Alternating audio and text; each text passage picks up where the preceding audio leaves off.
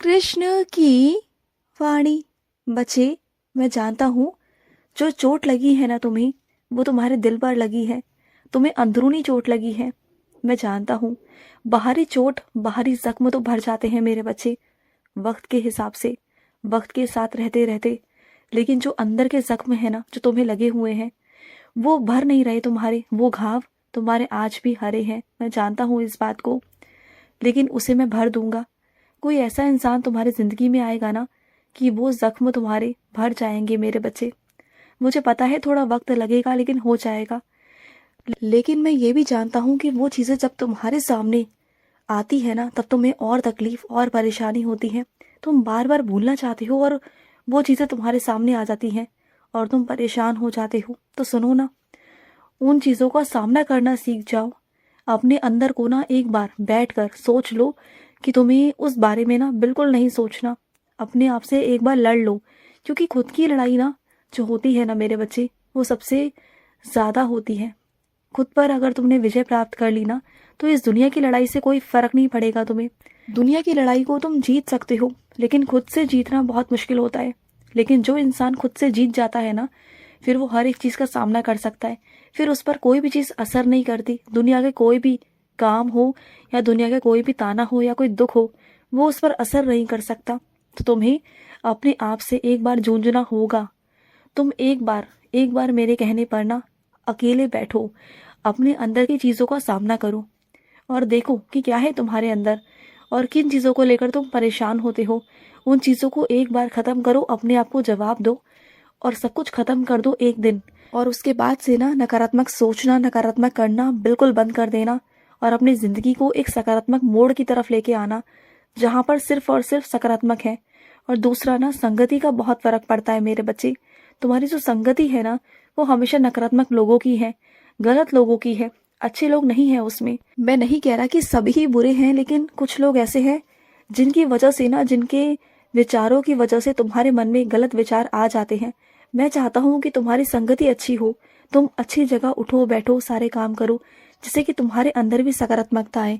तुम भी कुछ अच्छा करो, अच्छा सोचो, अच्छा देखो। जब तक इंसान अच्छा नहीं देखेगा, अच्छा नहीं सुनेगा ना, तो फिर उसके मन में विचार भी वैसे ही आएंगे। तो तुम्हें अच्छा सोचना होगा, अच्छा करना होगा, अच्छे लोगों में बैठना होगा। तब जाकर तुम्हारा जो मन है ना, जो तुम्हारे विचार हैं, वो परिवर्तित होना शुरू हो जाएंगे। तुम्हें क्या लगता है कि मेरी कृपा नहीं तुम पर? मेरी कृपा और मेरा आशीर्वाद तुम्हारे साथ साथ चल रहा है। पता है, मेरे दोनों हाथ तुम्हारे सर पर है। मैं तुम्हें आशीर्वाद देता हूँ, हर पल हर वक्त देता हूँ। तुम्हें कभी कभी ऐसा महसूस नहीं हुआ क्या कि बहुत सारी चीज़ों में आकर तुम अटक जाते हो, रुक जाते हो, फिर अचानक से वो तुम्हारा काम हो जाता है और जहाँ तुम फंसे हुए होते हो ना, वहाँ से निकल जाते हो बहुत आसानी से, और दूसरे लोग फंसे रह जाते हैं जो तुम्हारे साथ में ही फंसे होते हैं। कभी देखा है ना? तो वो क्या है? वो मेरा ही तो आशीर्वाद है। तुम मेरे ही आशीर्वाद के कारण वहां से निकलकर बाहर आ जाते हो। और देखो ना, जो तुम्हारे साथ थे वो आज वहीं के वहीं हैं। तो फिर फर्क नहीं है क्या? मेरा आशीर्वाद सबको दिखाई नहीं देता, लेकिन तुम्हें महसूस तो होता है ना।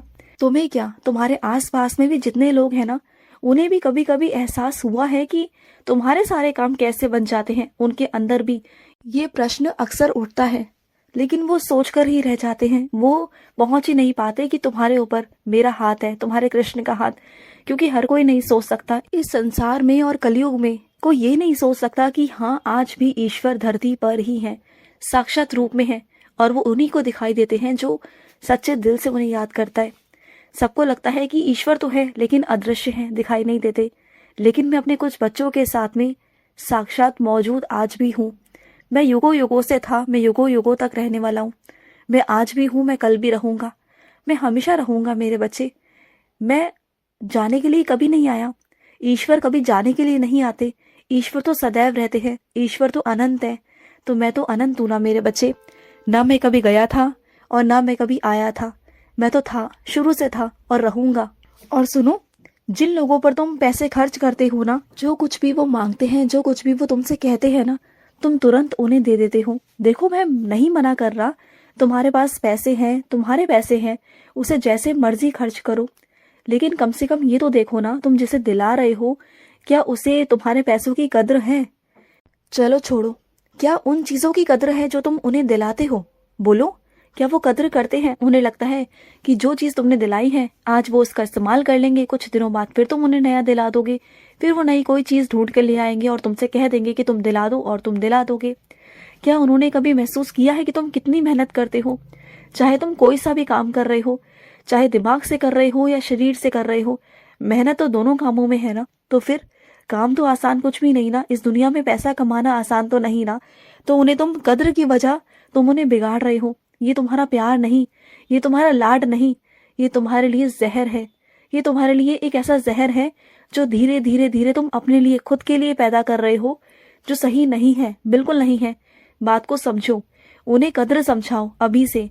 उन्हें चीजों को समझाओ कि मेहनत करना कितना मुश्किल है, एक एक पैसे की क्या कीमत है ना, उन्हें समझाओ। अगर कभी एक का सिक्का भी तुम्हें जमीन पर गिरा दिख जाए ना, तो उसकी कीमत पर मत जाना। क्योंकि जब भी अगर मेरे द्वार में भी अगर कोई 10 रुपए चढ़ाकर जाता है ना, तो 11 रुपए नहीं होते, तब भी वो शगुन के नहीं माने जाते।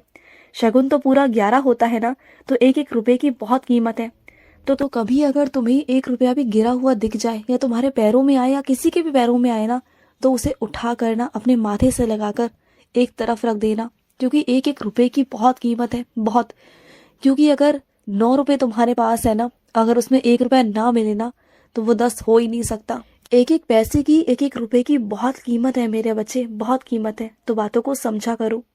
तुम ऊंचाइयों को छूना चाहते हो ना, तो छुओ, लेकिन ना एक ही रास्ता चुनो। तुम क्या करते हो, पहले जिस रास्ते पर तुम चल रहे होते हो ना, आधे रास्ते तक पहुंचते हो, फिर तुम कोई दूसरा रास्ता अपना लेते हो। तुम्हें लगता है कि उस रास्ते पर बहुत जल्दी तुम पहुंच जाओगे, फिर आधा रास्ता वहां पहुंचते हो, फिर तीसरा रास्ता चुन लेते हो। तो ऐसा मत करो। अगर ऐसे ही करते रहोगे ना, तो रास्तों के बीच में ही अटक जाओगे, कभी अपनी मंजिल तक नहीं पहुंच पाओगे। एक ही रास्ता चुनो, जो रास्ता तुम्हें ठीक लग रहा हो, और उसी रास्ते को तय करो, और उसी पर आखिरी तक तुम्हें जाना है। फिर तुम्हें तुम्हारी मंजिल मिल जाएगी। और रास्ता सही है, गलत है, बुरा है, अच्छा है, ये मत सोचो। क्योंकि रास्ता रास्ता है, उसमें कोई सर्वश्रेष्ठ नहीं होता। रास्ता रास्ता है। तुम्हारे लिए सर्वश्रेष्ठ रास्ता वही है जिसे तुम अपने चीजों से अच्छा बना लो, जिसे तुम अपने कामों से अच्छा बना लो, जिसे तुम अपनी काबिलियत से सुंदर बना लो। वो रास्ता अच्छा है। रास्ते सब एक जैसे होते हैं। रास्तों को अच्छा बनाना काम करने वाले के ऊपर निर्भर करता है ना, कि वो किस तरीके से अपना काम कर रहा है। तो बस तुम्हें वैसा ही करना है। समझ गए होंगे ना तुम मेरी बातों को। और सुनो, तुम्हारे घर में ना कोनों कोनों में जाले लग रहे हैं मेरे बच्चे, उन जालों को हटा दो। अगर तुम सक्षम नहीं हो ना कि तुम खड़े हो सको, तुम जाले उतार सको, तो किसी और से उतरवा लो, लेकिन उतरवाओ मेरे बच्चे। घर में जाले लगना नेश्ती होता है, सही नहीं होता। तो घर के जालों को उतरवाओ। और मेरा मंदिर भी बहुत दिनों से साफ नहीं हुआ, मेरा मंदिर भी साफ करवा दो, क्योंकि उसमें बहुत धूल मिट्टी जम गई है। तुम्हारे कान्हा को ना स्वच्छ और साफ स्थान चाहिए होता है बैठने उठने के लिए। तो मेरे स्थान को साफ करवा दो, और अपने घर को भी साफ करो, कोने कोने में सफाई करवाओ। और सुनो, तुम्हारे घर को ना रंग रोगन की बहुत जरूरत है मेरे बच्चे। और बहुत जगह से तुम्हारे घर की दीवारें बेकार हो रही हैं, जहाँ पर बहुत सीलन आ गई है, तो उन्हें सही करवाओ, मरम्मत करवाओ चीजों की। क्योंकि वो चीजें ना बहुत उखड़ रही हैं मेरे बच्चे, कल को आगे चलकर ज्यादा नुकसान हो जाएगा। तो इससे अच्छा है कि अभी से उन कामों को निपटा लो, बाद में फिर तुम बहुत व्यस्त हो जाते हो। तो ये मत सोचो कि तुम बाद में करवाओगे।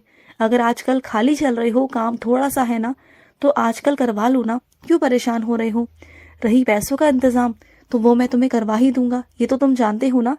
जब जब तुमने मुझसे पैसों के लिए कहा है, तब तब सारा इंतजाम मैंने किया है, पता है ना तुम्हें। तुम्हारा आज तक कभी कोई काम हुआ है जो रुका हो? कभी नहीं रुका। तो फिर आज कैसे रुक जाएगा? बिल्कुल भी नहीं रुकेगा। और सुनो, तुम बहुत जल्द किसी यात्रा पर जाने वाले हो मेरे बच्चे। मैं तुम्हें किसी यात्रा पर भेजने वाला हूँ। जाना, खुशी खुशी जाना, और बहुत आनंद आएगा तुम्हें, बहुत आनंद। खुश रहो। आज का कृष्ण संदेश समाप्त हुआ। जय श्री कृष्ण।